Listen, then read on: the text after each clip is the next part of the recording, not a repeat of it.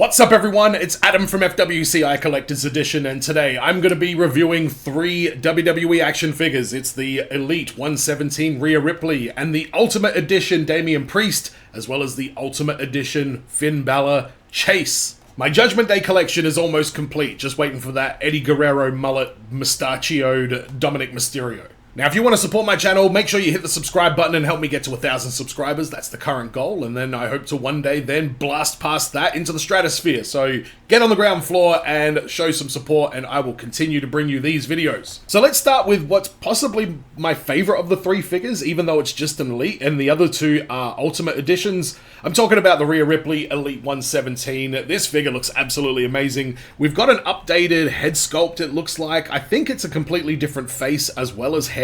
So they've put a lot of work into that. They've updated a whole bunch of the deco to include new tattoos and stuff like that. And the first thing out of the box thing I noticed is the toe articulation for this one here. Even though it is an Elite, this is a figure that is, got a lot of work behind it. It is a bit lacking in accessories. It literally just comes with a set of alternate hands and the jacket that she's wearing, if you want to include that as an accessory. So a little bit light on that, but the figure itself just stands on its own and looks fucking amazing. And when I say stands on its own, I mean like, as a figure, it is incredibly appealing. So let's have a look at the paint, because we've got the big Australian flag on the back of her jacket. I think it's a very nice look. The paint app on it is great, as well as it is on all of the bits of metal and chain and studs and everything that go all over her attire, the buckles. All of it looks fantastic. They've added some of her more recent tattoos, so we've got that design that sits in between her cleavage. We've got the tattoos on her hands now as well. So the hands for this Rhea Ripley are the most updated Rhea hands that we've got at the moment, because it does include all of the additional tattoos. So what's interesting about this attire is it's all black and silver. There's no purple on it anywhere at all. So it was a very bold choice, and I'm trying to think if she was still in the Judgment Day at this point.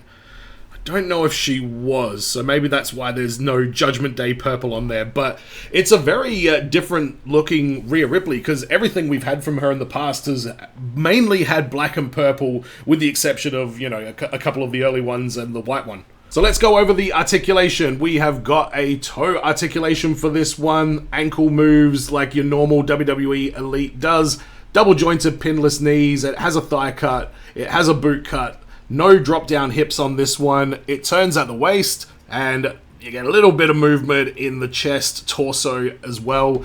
No butterfly joints on this one, but it does look to have some pretty jacked muscular arms. So Rhea Ripley is looking pretty goddamn jacked in these figures lately. Articulation at the shoulder and at the bicep, and obviously at the wrist, double jointed pinless elbows, and a little bit of movement in the head, but not a great deal. Here she is next to the Ultimate Edition, and I think the first thing that I notice is the Ultimate Edition has way bigger tits than the Elite does. So I don't know what that's all about, but that's a noticeable difference. The Elite does have the new upgraded tattoo.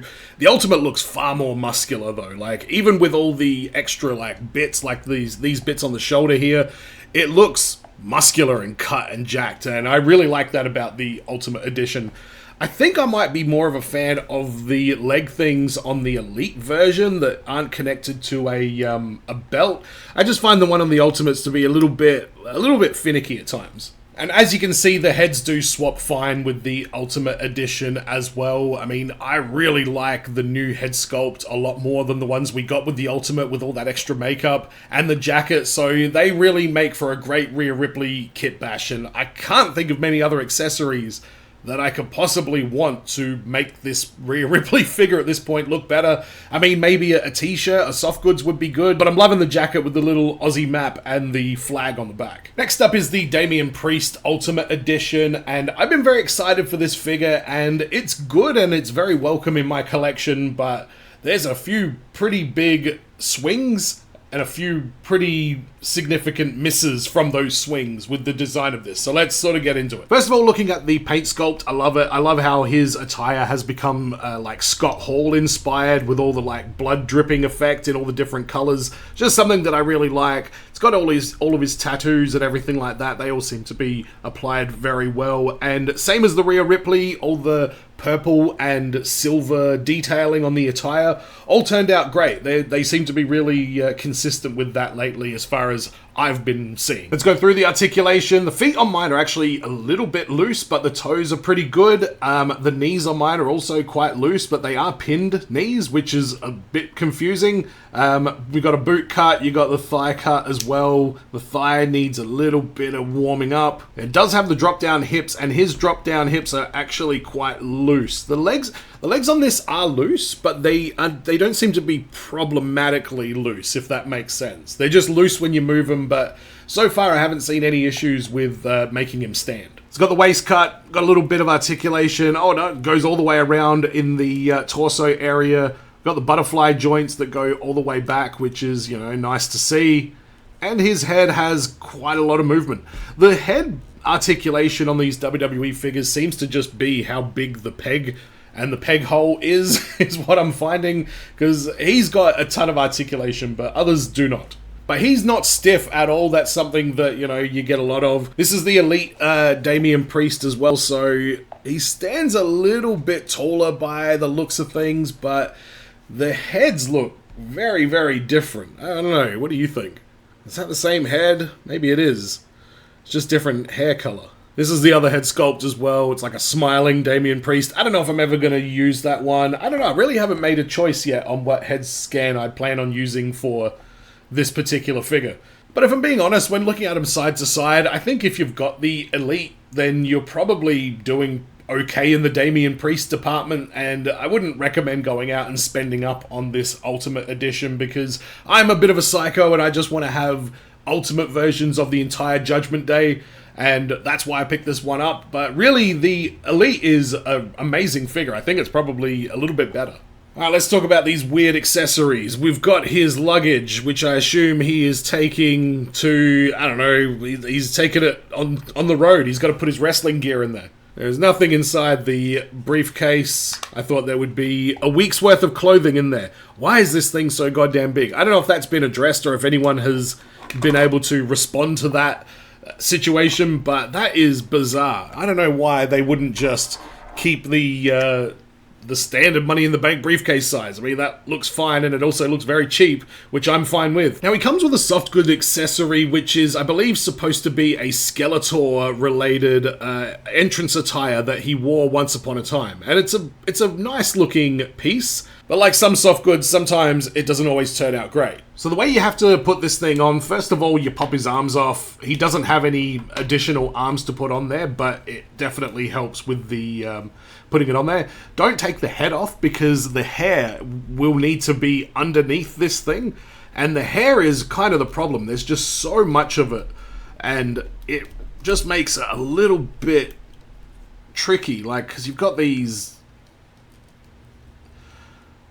chain things, got to make sure they come down below the arms.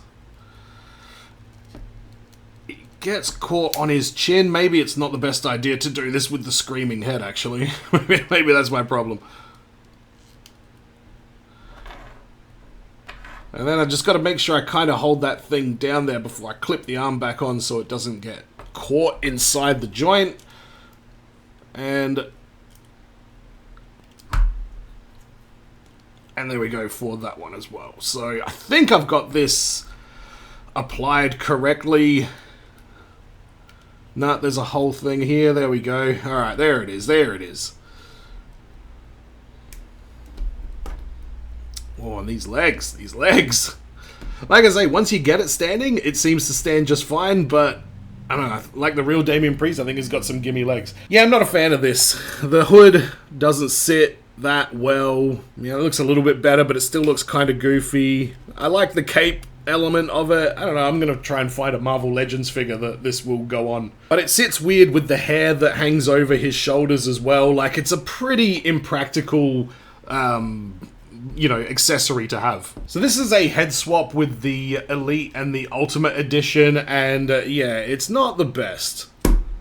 It doesn't really hold on very well, and this one was very tight to get on. Once you've got the heads on, they do look like pretty okay, but if you try and move them around, then chances are the head is just going to fall off. Honestly, with looking at these two side by side, I'm so impressed with this Elite right here. It's a great figure. So all in all with this one, it's a great figure and it comes with a lot of stuff, but if you have the Elite, I don't think there's any real urgent need to update it unless you're specifically looking for Ultimate Editions, in which case grab it because it's pretty good. Just don't worry about the Skeletor cape. Find a better home for that thing. And next is the Ultimate Edition Chase Finn Balor that comes with the black tights with the purple. There's no white on this one. This is another one I look back on and was like, I kind of like the white one now that I look at it in hindsight, but very happy that I got the black and purple because it's going to just go so well with the rest of the group. So he doesn't come with the tag team titles. That's my own little touch there, but everything else you see here comes with this figure. He's got the bandana to go around the mouth. He's got a Soft Goods Judgment Day shirt with no Velcro on the back, and they've created like a new jacket. I don't know if this is the first time they've used this design for a WWE figure, but it doesn't have the hood on it like the Elite did, this one here, but it does have these like new cuffs around the wrist, which are still not perfect, but they definitely make the jacket look a lot more fitting and a lot more realistic. So upgraded soft goods from Mattel, I'm here for that every day. So the paint app on this figure is pretty good. The figure itself is pretty basic, but the head sculpts and everything that they gave look pretty good. I mean, we've got this one here that's not really that great. It's the one from the Elite figures. And then we've got the Stoner Balor, as I like to call him, with his big old grin on his face. And then there's an Angry Balor, which I will show you right here. That's how you take the thing on and off, in case you're wondering. Angry Balor. Ah.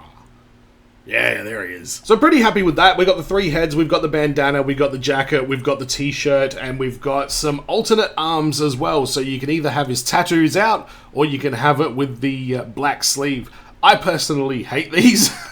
That's what the arms on this thing look like, and if they weren't on there, I would love that figure a lot more. So I don't see myself using these arms at any point at all. I much prefer the ones with the visible tattoos, which we will have a look at. So this is how he looks with just the t-shirt on, and I kind of like this look here. The little towel in the back of his trunks is black on this one. I might maybe swap that over for the purple one from the Elite. You can also see his tattoos here with the other arms, and you know, they've done a really, really good job with making Finn Balor on this in this line. Let's talk about the articulation, because there is some stuff to go over here. The toes on Finn Balor, very, very tight, but the ankles, woo, they are just... They're just crap. They are just so loose. It doesn't seem to be a problem because the knees and everything else are quite sort of tight as well. So if the knees were loose, like, this figure would probably not stand at all. It would just be completely useless. But it does have the boot cut. It does have the thigh cut, double jointed pinless legs, drop down hips for him as well. Plenty of articulation at the waist and in the torso, and obviously he's got the butterfly joints, which, you know, look great when you've got them covered up by the shirt. It really hides all the joints and everything like that, but it just makes the poses look a lot better. He comes with 3 sets of hands. He's got the gripping hands, he's got the fisted hands, and he's got the gun hands as well that you can see on the figure there. I feel like it's been a while since we had a really good Finn Balor, and like I say, this Elite one here just really didn't do it for me. It didn't, and I don't know, is this head a great head or terrible? It's hard to sort of tell. By the way, I can see that my camera has been fucked up maybe for a bunch of this review, but I'm not redoing it at this point. This is the review. I'll add some more photos. I fear that he is wobbly when I get him in a pose, but he seems to stay standing up, so I'm not entirely sure what to make of this. But the Ultimate Editions, they certainly have their flaws, but the end result of these, once you can get them in a pose that you're happy with and just the visual element of it, I think these are the best wrestling figures out there, hands down. But I think Mattel really needs to work on improving the ankles of their figures. That seems to be the bane of my personal existence with collecting these, is getting a figure with loose ankles. I had it with Bayley. I had it with all of my Rhea Ripleys before I got the Ultimate Edition. And there goes Finn Balor. feel like my Marvel Legends posing skills are starting to come into play a little bit with this now. And I do have the Maximum Edition Spider-Man ordered and on the way, but that is the Finn Balor Ultimate Edition. Like I say, it's pretty good, but they still have a lot of flaws. But you might be asking yourself, Adam, are you still doing the Tarantino test? And the answer is yes. Tarantino test.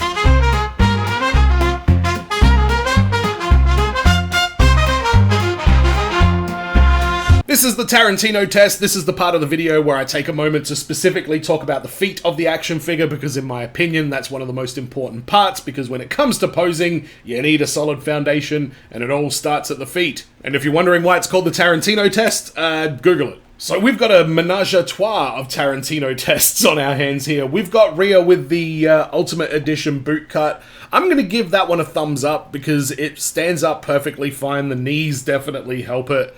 We've then got Damian Priest, and I'll give him a thumbs up as well. I can't sort of say that he's been prone to falling down or anything like that, but I don't know, sometimes you get those ankles and they feel a little bit loose and the knees can be a bit loose, and he seems to be right on the cusp of that being a problem, but so far so good. And Finn Balor, I'm going to give that a big old thumbs down on the Tarantino test because, yeah, those ankles are far too loose. He stands okay like this, where he's standing like upright, but if you want to get him in anything else, like, it's gonna be a real bad time. So Finn Balor gets a thumbs down, and the Terra Twins get a thumbs up on the Tarantino test.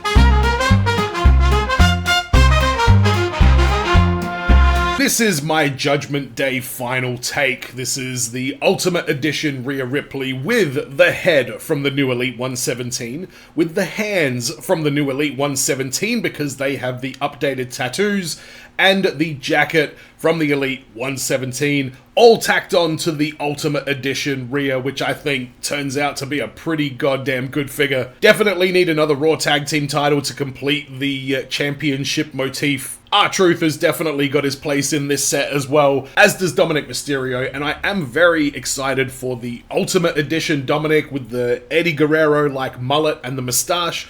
I know that's going to be popular. I don't know where it's coming out, but I will be getting one of those for sure, because that will then complete the Judgment Day and I can move on to another faction. So let me know in the comments, which faction should I try and complete next? I've already got a pretty decent NWO going. My Aussie shelf is looking good. My Legends shelf is looking good. My Mrs. Legends shelf is looking good. Currently, my main sort of focus is trying to get all of the WCW NWO Revenge roster. So that's where I'm going with the WCW figures, and there's been some really good ones. So subscribe to the channel if you do want to see more WWE action figure reviews, and as always everyone, be well, stay safe, look after your figs, ta-ta, and farewell.